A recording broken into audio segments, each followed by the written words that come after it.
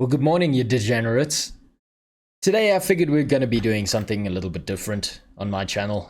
Going into a little bit of a deep dive. You see, there's this new MMO that's coming out that I'm fairly excited for. I think it's going to be a big deal. I'm hoping it's a great game, and it's made by this company. You might not know who they are. A teeny tiny developer, known as some Amazon Games. So yeah, it is the new MMO that they're releasing called New World. So I figured the game is coming out in, I believe, March, and the closed beta is in April. Now, I'm fairly excited for this game. I'm hoping to try and get into the closed beta, and I wanted to do a little bit of a deep dive on this channel, and I'm fairly excited for it.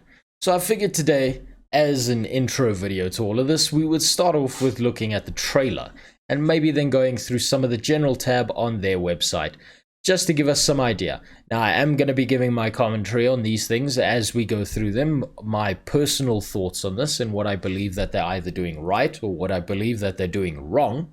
We are going to look at all the developer updates as development has continued and moved forward. And I'm hoping that this experience will at least inform you as well as myself while I do these.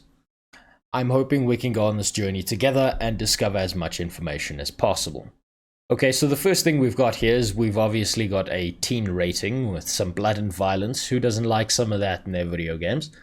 Nothing too spicy, which means, very little adult content. I'm assuming that the language is going to be dialed back to make sure that they can get as many players involved as possible. You need little Timmy's credit card with mommy's name on it. Yeah, you need some of that cash. This is Amazon. It is an eternal island of legend. Okay, so before I go off on this and I give you a full screen, if you look at this, this means that we're stuck on an island, right? We've got a nice, gigantic, what looks like a volcano of supernatural origin with a vortex swirling above it, some floating rocks, a lot of crashed ships. This probably means this is not a new kind of area to explore. This is something that either someone has known about or a fair number of people have known about for a while and just failed to colonize.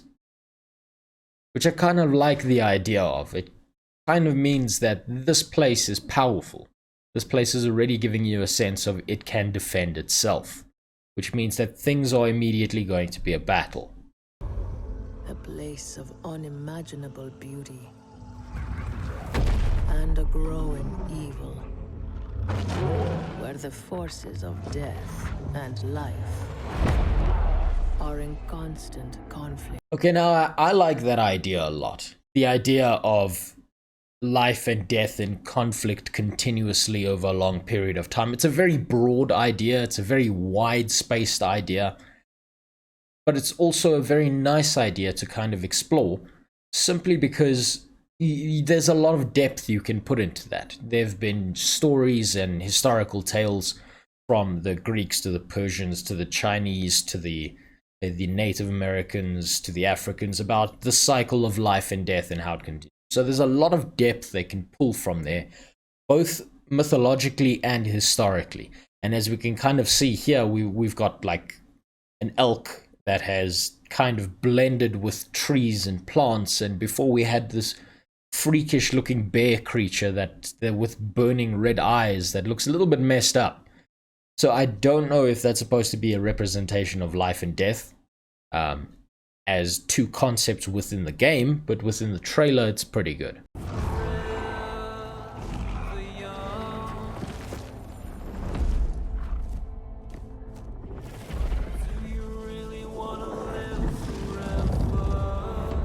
For centuries, many have come in search of its power.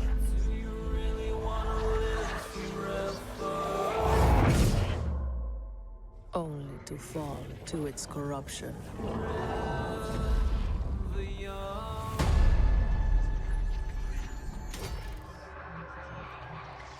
Okay, so that right there I have to pause because I think that's incredible. I think that's an amazing idea that you're going to get all these historical societies that showed up First we had the Romans show up in the trailer, and now we have the conquistadors who are now showing up, trying to colonize this same place. That brooch that they're holding seems to be fairly important, and it seems to be a source of what's corrupting things in a sense, changing things, altering them, and making things more destructive. That's a very great idea. I love the concept of bringing together all these historical societies and putting them into one world to face off either against each other or against the player. It allows you to build a very large world with a lot of expanse in it, and it also allows you to look at different historical eras that you might be facing off against. Now that might relate to a level scaling system, depending on who you're fighting at the time, or it might just purely be down to the aesthetics and the lore behind it.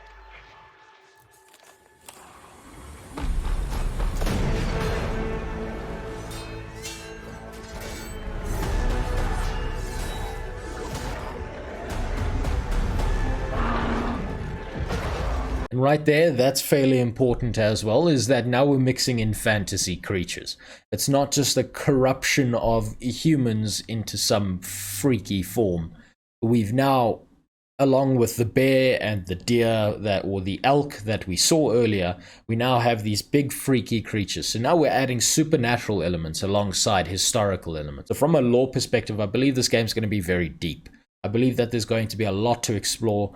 I believe that there's going to be a lot that you can either investigate into this game that'll give a lot of background. You've got a lot to build on. And now, I understand that this is a trailer. Yes, this is just images. This has nothing to do with the gameplay itself. However, looking at it from a story perspective, this means that they've already pulled a lot of elements into the story. Their story is also not being based on nothing. It is not being built up from some complete fantasy land with no link to reality.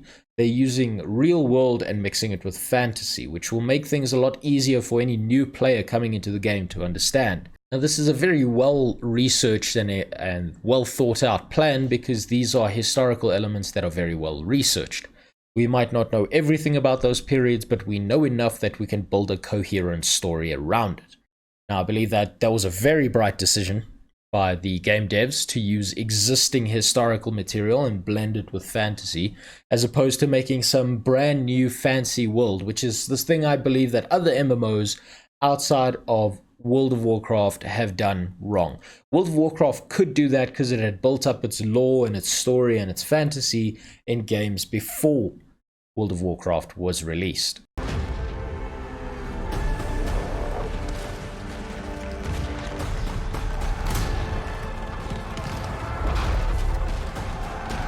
So now just another pause that I'm doing here quickly. Looking at this scene, if those red glowy-eyed guys are the bad guys in the story, that would mean that they're attacking the good guys or attacking you. Now, to me, this suggests right here that we would be looking at building bases. We would be looking at building forts. We would have different people for different functions, that these invading evil or scary death forces would be coming for us as players within the game, which is rather exciting. That means that these creatures are going to raid us.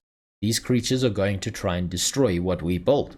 And that means you've got this real world interactivity going on, and I really like that idea. Now, how they implement it into the game is what I'm concerned about. This could be either a very bland and boring system that's exciting for week one and then collapses into nothing, or it can be a continually changing system, or it could just be a static system that continually happens but is still exciting to experience because it's got to reward the player in some way. And I hope there's some kind of reward for defending your fortress, aside from your fortress still standing.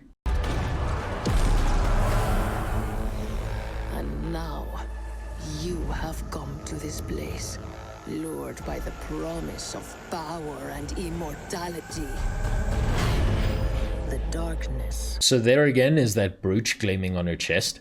Now, We don't know what creepy lady has to do with anything here, but it seems that that brooch that's on her chest is fairly important. The story seems to revolve a little bit around that. I don't know how important of a game element that would be, but that gives the player a focus. It gives the player this idea of something to move towards, something that might need to change on this island or might need to be adapted. But I really like this concept. It gives you a good idea of what they want to do with the game, and I'm impressed. I'm very impressed by this trailer. Maybe I'm fanboying a bit, but I don't see much that could go wrong here. Will claim you.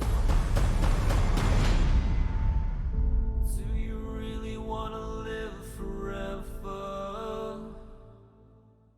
Alright, so now that we've taken a look at the trailer, we've paused our way through it, and we've given a little bit of commentary, I am going to leave the original trailer linked in the description down below so that you can go watch it yourself without my annoying voice coming over it.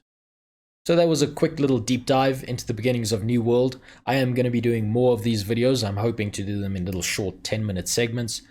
Next time we're going to be going a little bit further into some of the general tab. We'll be looking at their website, maybe a little bit of gameplay. I'll be giving my commentary on that, but I hope that someone out there finds this useful. It helps you make an informed decision whether you like this game or don't. But that's going to be the end of this video. I hope you enjoyed watching. I hope everything goes your way. I hope you have a great day. But it's time now for you and I to bugger off. This place is a cesspool of doddering old folk and degenerates. Couldn't hope for better.